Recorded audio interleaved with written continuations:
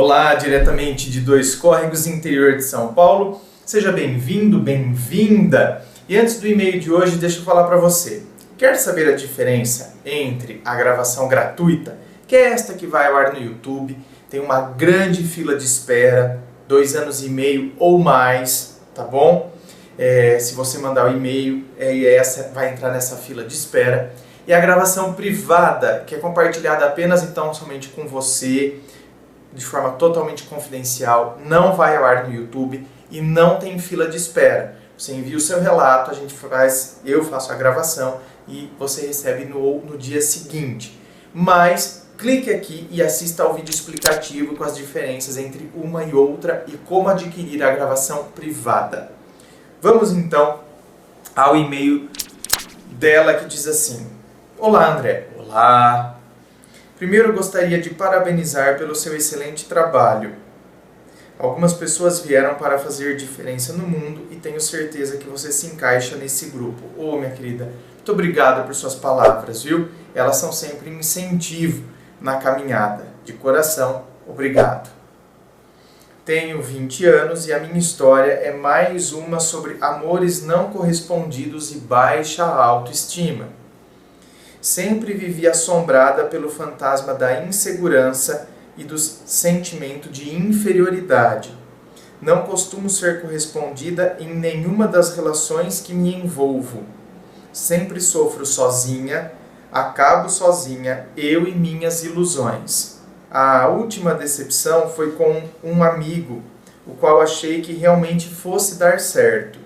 Confessei todos os meus sentimentos e ouvi gosto de você apenas como amiga. Apesar do episódio doloroso, continuamos como amigos, pois se trata de alguém que gosto muito e sinceramente não gostaria de me afastar. Faz mais ou menos uns 2 meses, ele se mostrou interessado em ficar comigo. E, é claro, eu, como cegamente apaixonada, aceitei. Confesso que em meu coração acendeu novamente uma ponta de esperança, mas novamente ele disse que apenas me vê como uma amiga e que sente prazer em estar comigo, mas que não via possibilidade de surgir nada sério entre nós dois. Já não acredito em chances de ocorrer alguma coisa séria com ele, mas ainda sou muito apaixonada e sofro sempre por imaginar ele com outras mulheres. Nos falamos quase todos os dias e na maioria das vezes eu que o procuro. Sinto que às vezes ele me trata com certa frieza. Tento me afastar às vezes, mas não consigo ficar sem falar com ele por muito tempo. Sempre me pergunto se o problema é comigo. O que faço de errado? Porque parece que relacionamentos não funcionam para mim? Porque em primeiro lugar você não se gosta. Como que você quer que alguém goste de você quando nem você se gosta? Você não se gosta, minha querida. Agora a gente tem que detectar. André, gente, é isso. Sabe? Como assim?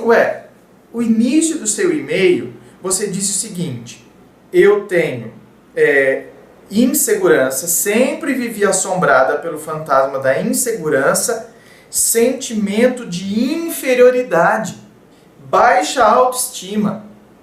Então, quer dizer, insegurança, sentimento de inferioridade, baixa autoestima. Tem como alguém que tem insegurança, sentimento de inferioridade, baixa autoestima, falar que se gosta? Não. Não tem. Realmente não tem. Você não se gosta. Você não percebe valor em você. Então, quando a gente não percebe valor na gente, então a gente vai querer que o outro nos dê valor.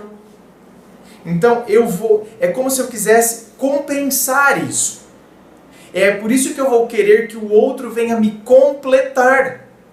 Eu quero que o outro me complete. Não vejo a hora de encontrar alguém que me complete a metade da minha laranja, minha alma gêmea. Sabe? Todas essas coisas que quem me acompanha aqui sabe o quão contrário eu sou a tudo isso. A todas essas idealizações que criamos e que para mim, no meu ponto de vista, são absurdamente prejudiciais. essas idealizações. Isso aí é bom enquanto está no filme, enquanto está nos contos de fada, enquanto está nos romances, né? Nas obras de ficção, entende? Aí, enquanto está nos livros, enquanto está nos filmes, enquanto, sei lá, está no mundo fantasioso, ok, é ótimo, é bom, é entretenimento. Agora, a hora que a gente pega isso e coloca na nossa vida, eu quero então a metade da minha laranja, a alma gêmea, ou seja, eu quero alguém que venha completar, então eu não me considero o autor e o artífice da minha própria história e eu não lido com as minhas próprias questões, eu não percebo e não faço um mergulho em mim e não percebo por que eu me sinto inseguro. Será que eu não me sinto inseguro justamente porque eu sempre quero que o outro venha preencher algo em mim? E cada vez que eu me frustro numa nova tentativa, eu vou me tornando cada vez mais inseguro, porque eu não consegui encontrar as raízes eu comigo mesmo. Eu não consegui me firmar em mim mesmo. Eu não consigo ver valor em mim. Então, automaticamente, se eu não vejo valor em mim, como que eu vou querer que os outros percebam algo de bom em mim? O mínimo, alguém começa a ter uma amizade comigo, eu já projeto tudo isso, porque eu sou um poço de carência. Automaticamente tenho baixa autoestima e insegurança e já acredito que isso não vai dar certo. E aí eu já me iludo. E já vejo então o quanto essa pessoa poderia ser perfeita para mim, poderia ser a metade da laranja que eu tanto procuro, é nela que eu quero me apoiar, ao invés de eu ter buscado esse apoio que eu devo ter em mim. Então, eu sugiro que quem passa por esse tipo de situação tem que procurar um psicólogo, tem que procurar fazer uma terapia para poder descobrir a causa dessa insegurança e dessa desvalorização de si mesmo. Por que eu me desvalorizo? Em que momento isso aconteceu na minha vida? Porque nós não nascemos nos desvalorizando. Nós não nascemos carregados de baixa autoestima. Não nascemos assim. Se nós não nascemos assim, é porque nós nos tornamos assim, por algum motivo, por alguma situação. É por isso que então o profissional da área vai nos auxiliar, vai, né, através de toda a técnica que lhe é própria, vai nos auxiliar nesse mergulho que a gente tem que fazer para que a gente descubra então, sabe, que é o processo que na filosofia é o que Sócrates fazia, o processo maiêutico, da maiêutica. Então, quer dizer, Sócrates fazendo perguntas, então ele ia desenterrando. Ele fazia com que as pessoas, ele jogava luz e fazia com que as pessoas descobrissem o que na verdade estava dentro delas. Então não foi Sócrates que colocou, já estava. Ele só fez com que aquilo fosse desenterrado e que elas tomassem consciência de determinadas coisas, de determinados aspectos, de determinadas situações. Então um profissional vai conseguir fazer isso. Ele vai questionando, vai fazendo coisas, vai nos auxiliando neste processo do autoconhecimento, que é importantíssimo. Então, minha querida, enquanto você não se gostar, você vai sair de um amor não correspondido e entrar em outro, entrar em outro, entrar em outro, e assim sucessivamente, né? E aí você tem que tomar cuidado.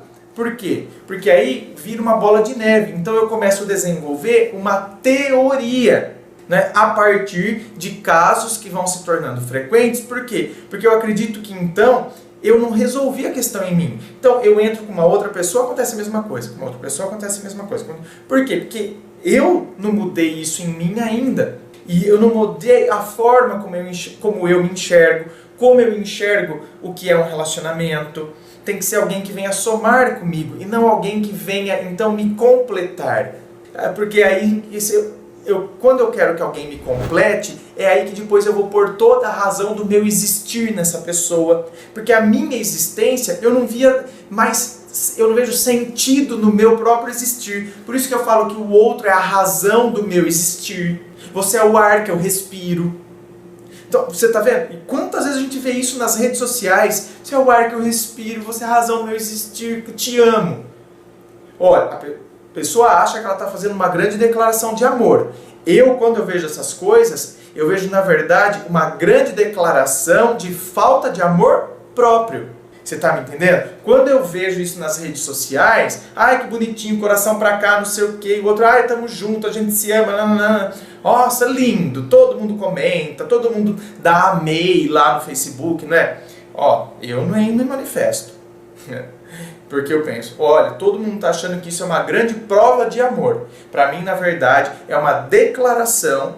Quem declarou isso? Você é a razão do meu existir, você é o ar que eu respiro. É uma declaração da falta de amor próprio. O quanto, na verdade, todo excesso representa uma falta. Tudo que é excessivo denota uma falta. Você pode ter certeza disso. Um ciúme excessivo é a falta de confiança em si mesmo, é a falta de segurança, é a falta de autoestima, né? Então, todo excesso denota uma falta. Isso aí é, olha, evidente. Você pode ter certeza. Então, quando a gente projeta muita coisa na outra pessoa, o excesso nos mostra que há uma falta. Então, a gente tem que tomar muito cuidado em relação a isso. Porque aí depois, a partir dessas coisas, você vai desenvolvendo então e vai introjetando que você não foi feita para relacionamento. Quando na verdade é só você fazer alguns reajustes em como você se vê e como você se comporta diante do outro.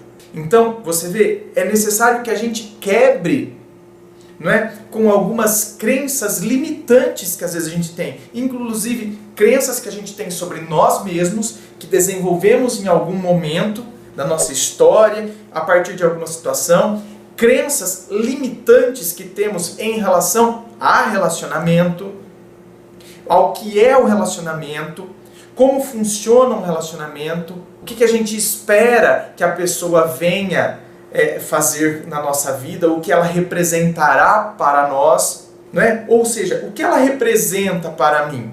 Ela representa alguém que vem complementar ou alguém que vem completar? Alguém que vem me preencher ou alguém simplesmente eu já me sinto preenchido comigo, mas eu gosto de estar com aquela pessoa. Então, eu sou uma pessoa bacana, eu sou uma pessoa que eu me sinto bem comigo, mas eu gosto de estar com ela, é bacana, é legal, que gostoso. Então a gente se complementa. Então ela não vem me preencher. Não, eu já estou preenchido comigo mesmo e eu compartilho isso com ela e ela por sua vez compartilha comigo.